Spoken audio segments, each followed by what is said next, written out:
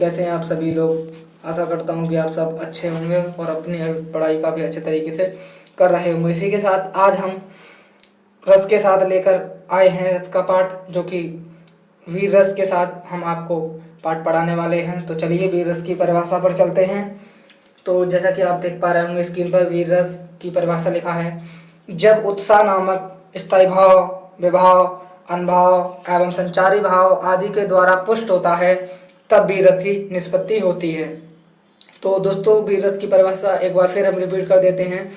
जब उत्साह नामक स्थायी भाव, विभाव, अनुभाव एवं संचारी भाव आदि के द्वारा पुष्ट होता है, तब वीर रस की निष्पत्ति होती है।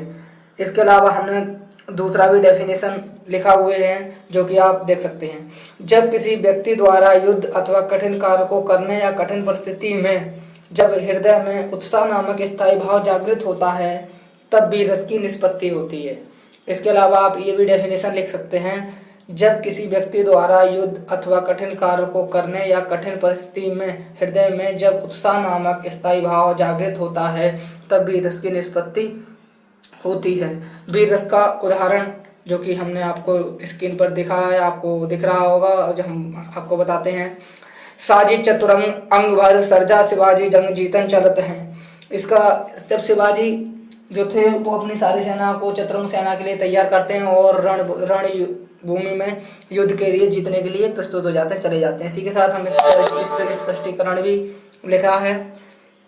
स्पष्टीकरण इसका स्थायी भाव उत्साह है और आश्रय वीर नायक आयु शिवाजी हैं, और इसका आलम्बन शत्रु और अनुभव इसका रोमांच हर्ष चपला आदि इसका रोमांच अनुभव है। संचारी भाव इसका है चपला। तो आशा करते हैं कि आपको वीर रस का उदाहरण और परिभाषा समझ आई होगी। अगर ये उदाहरण समझ नहीं आता है तो आप दूसरा उदाहरण लिख सकते हैं। चर चेतक पर तलवार उठा, करता था वो तल पानी को, राणा प्रताप सिर काट काट करता था सफल जवानी को। अगर आप ये भी उदाहरण लिख सकते हैं। तो चलिए, आपको आशा करते हैं कि आपको वीर रस की परिभाषा और वीर रस का उदाहरण अच्छे से समझ आया होगा। दोस्तों, आपको अपने बोर्ड एग्जाम के पेपर में स्पष्टीकरण लिखना अनिवार्य होता है, इसलिए हमने आपको इस पर स्पष्टीकरण भी लिखे हुए हैं। तो इसी के साथ आशा करते हैं कि आपको हमारी बात समझ आया होगा। अब करुण रस की परिभाषा। जब शोक नामक स्थायी भाव, विभाव, अनुभाव एवं संचारी भाव आदि के द्वारा उत्पन्न होता है, तब करुण रस की निष्पत्ति होती है।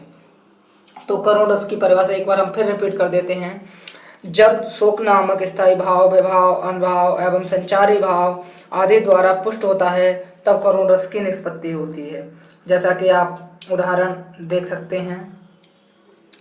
अभी तो मुकुट बना था माथ, हुए ही कल हल्दी के हाथ, खुले भी ना थे लाज के बोल, खुले थे चुम्बन उन कपोल, हाय रुक गया यही संसार, बना सिंदूर अनल अंगार, भागवत तालिका वह सुकुमार, पड़ी है अब छिन्नाधार। जैसा कि आप ये देख सकते हैं, सीता जी ने जब राम वन को जाते हैं उस समय का इसमें वर्णन किया गया है। तो आप इस उदाहरण के लिए समझ सकते हैं। तो इसका स्पष्टीकरण कुछ इस प्रकार है। स्थायी भाव इसमें शोक है, आलम्बन विनष्टपति हैं, उद्दीपन इसका हल्दी के हाथ और अनुभव इसका विषाद है। अन्य इसके अलावा हमने अन्य उदाहरण भी लिखे हुए हैं, जो आप इसके अलावा दूसरा उदाहरण भी लिख सकते हैं। जैसा कि मणि खोए भुजंगसी जननी, फनसा पटक रही थी शीत, अंधी आज बनाकर मुझको, न्याय किया तुमने जगदीश। ये जब श्रवण कुमार का मृत शरीर देखकर उनके अंधी माता पिता उस समय भगवान से कहते हैं कि आपने बहुत अच्छा किया, हमारे नेत्रों को हमें पहले ही नेत्र विहीन कर दिया, ताकि हम अपने पुत्र का जो सब मृतक शरीर है उसको अपनी आंखों से नहीं देख पाएँ। तो आशा करते हैं कि आपको हमारा पढ़ाना अच्छा लग रहा होगा। अगर पसंद आता है तो आप हमारे स्टार अकेडमी चैनल के लिए सब्सक्राइब कर सकते हैं और शेयर कर सकते हैं। तो चलिए, उसी के साथ अब हम हास्य रस पर चलते हैं। तो हास्य, जैसा कि आप सभी लोग जानते हैं, हास्य का मतलब होता है किसी व्यक्ति की वेशभूषा देखकर या उसके विकृत आकृति को देखकर जो हृदय में हास्य नामक स्थायी भाव जागृत होता है, उसी को हम हास्य रस कहते हैं। तो चलते अब परिभाषा के माध्यम से इसे कैसे समझते हैं। जब हास्य नामक स्थायी भाव, विभाव, अनुभाव, संचारी भाव द्वारा हास्य की निष्पत्ति होती है। इसके अलावा अन्य दूसरी परिभाषा भी हमने लिखा है। अन्य परिभाषा है वेशभूषा, वाणी, चेष्टा आदि की विकृत देखकर हृदय में विनोद का जो भाव जागृत होता है उसे हास रस की निष्पत्ति कहते हैं। विनोद का अर्थ होता है दोस्तों प्रसन्नता, हर्ष, यही सब होता है। तो इसके उदाहरण पर चलते हैं। कुछ इसका उदाहरण इस प्रकार है।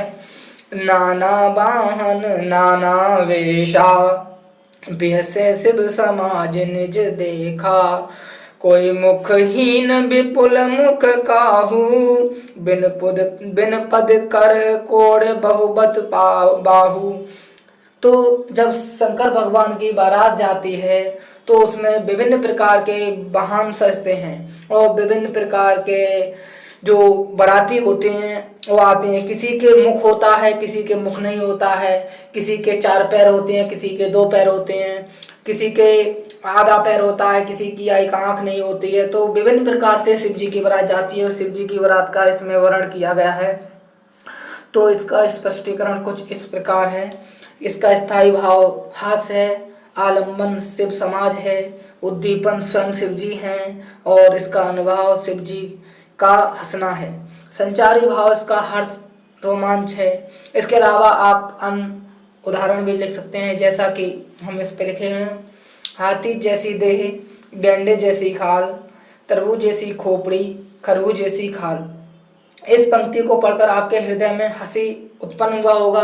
तो इसी को दोस्तों हास्यरस कहते हैं, जैसा कि हमने आपको ऊपर बताया है। तो आशा करते हैं कि आपको हमारी बात पसंद आ रही होगी। अगर पसंद आती है, अच्छी लगती है तो आप हमारे चैनल के लिए सब्सक्राइब कर सकते हैं और शेयर कर सकते हैं। तो इसी के साथ अगला हम रस पर चलते हैं। इसके शांत रस की परिभाषा। जब निर्वेद नामक स्थायी भाव, विभाव आदि के द्वारा उत्पन्न होता है तब शांत रस की निष्पत्ति होती है। तो शांत रस की निष्पत्ति कैसे होती है दोस्तों, एक बार हम फिर दोबारा रिपीट कर देते हैं परिभाषा के लिए। जब निर्वेद नामक स्थायी भाव, विभाव, अनुभाव, संचारी भाव आदि के द्वारा पुष्ट होता है तब शांत रस की निष्पत्ति होती है। इसके अलावा अन्य परिभाषा भी लिखे हुए हैं, जैसे कि तत्व ज्ञान की प्राप्ति अथवा संसार से वैराग्य होने पर शांत रस की निष्पत्ति होती है। ऐसा कि मतलब कि जब किसी व्यक्ति के हृदय में ना सुख हो, इस संसार को लेकर ना दुख हो और ना उसे बस वह अपनी ईश्वर में विलीन हो जाता है, तब वहाँ शांत रस की निष्पत्ति हो जाती है, जैसा कि आप समझ सकते हैं। इसी का उदाहरण हम लिखे हुए हैं। हाँ, इसी अपयस के हेतु जनन था मेरा, निज जननी के ही हाथ हनन था मेरा, निज जननी के ही हाथ हनन था मेरा। ये हमने उदाहरण आपकी बुक से लिया हुआ है, जो कि केकई कर्ताव्य है, वहाँ से लिया हुआ है। इसमें भरत जी कहते हैं कि मैं इसी अपयस यानी इसी बुराई के लिए ही पैदा हुआ था कि मेरे भाई मेरे कारण बन जाएंगे और मैं यहाँ राज करूँगा। तो इसमें यही सारी बातें हैं। इसका स्पष्टीकरण कुछ इस प्रकार है। इसमें स्थायी भाव निर्वेद है, जैसा कि आप समझ सकते हैं।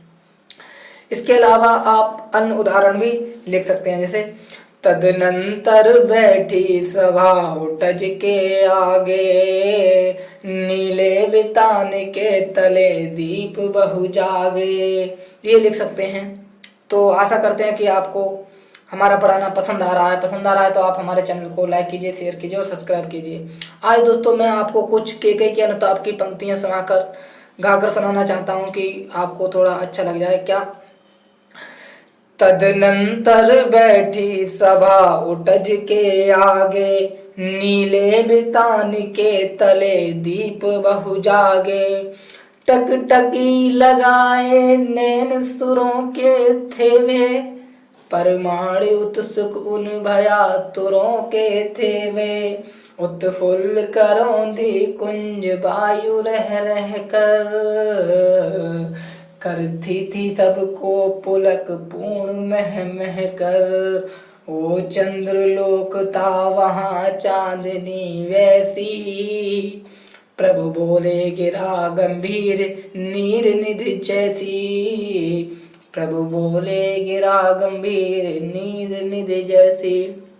तो हमने कुछ पंक्तियाँ के अमिताभ की आपको सुनाया। आशा करते हैं कि आपको ये पंक्तियाँ अच्छी लगी होंगी। तो इसी के साथ आप स्टार एकेडमिक चैनल के लिए लाइक कीजिए, शेयर कीजिए और सब्सक्राइब कीजिए।